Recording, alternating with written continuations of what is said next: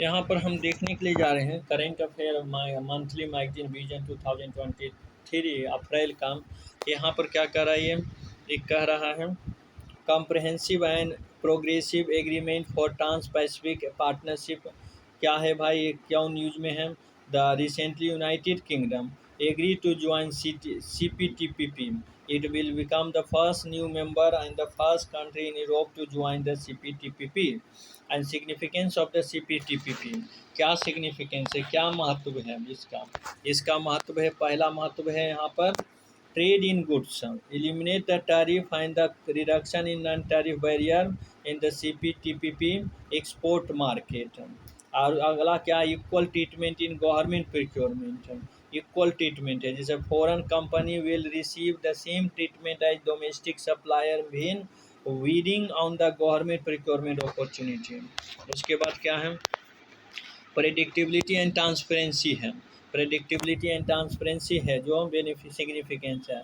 Labour and environment है, ये भी है। Addressing governance and emerging issue, जैसे like include rules against corruption, reducing unfair competition by the state-owned enterprises, ensuring a liberalized environmental for economic commerce.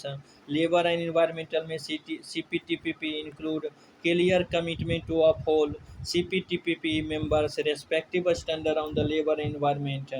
Predictability and transparency में common transparent trade and investment rules between 11 Asian Pacific countries, assisting in the reduction of the administration cost. तो ये है, तो ये सभी significance हैं। तो इसको उसके बाद कंक्लूजन पे आने से पहले हम यहाँ क्या करते हैं, यहाँ पर कुछ ब्लॉग में दिया है, इसको हम लोग देख लेते हैं। Comprehensive progressive agreement of for trans Pacific agreement partnership क्या है भाई, इसका ओरिजिन कहाँ से हुआ है, कब हुआ? It was sign in the March 2018, came into force in December 2018. It succeed the Trans-Pacific Partnership after the United States withdrew from the TPP in 2017. And about it is a free trade agreement between 11 nations. उसके बाद members country की बात है, member country Australia, Brunei, Canada, Chile, Japan and Malaysia, Singapore, Vietnam, Peru, Mexico and New Zealand है। India, keep in mind, India is not the member of the CPTPP। The related information of CPTPP है, यहाँ पर उससे क्या करा, agreement on procurement, government procurement क्या है भाई, about CPA is a plurilateral agreement within the framework of the WTO. The agreement is binding on its member. Aim क्या है, to mutually open government procurement market among its party. Administration में क्या है, GPA is administered by the committee on the government procurement which is a compose of representative of all is party. Members की बात है, it has 21 party covering W 48 WTO members, counting of European Union and its 27 members state as one party. Another 36 WTO members, observers, and several international organizations participate in committee on the government procurement as observer.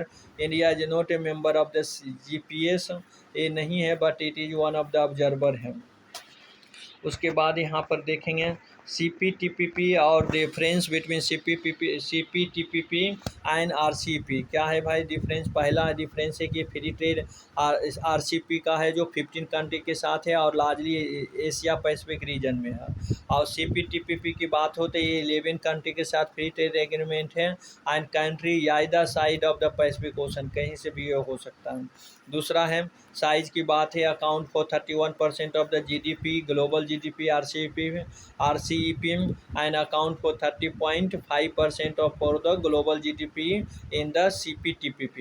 And the domain की बात है, requirement in the CPTPP are more comprehensive than the under the RCEP। क्या करा, for instance RCP does not include discipline on support for a state on enterprises for और provision on the labour environmental issue.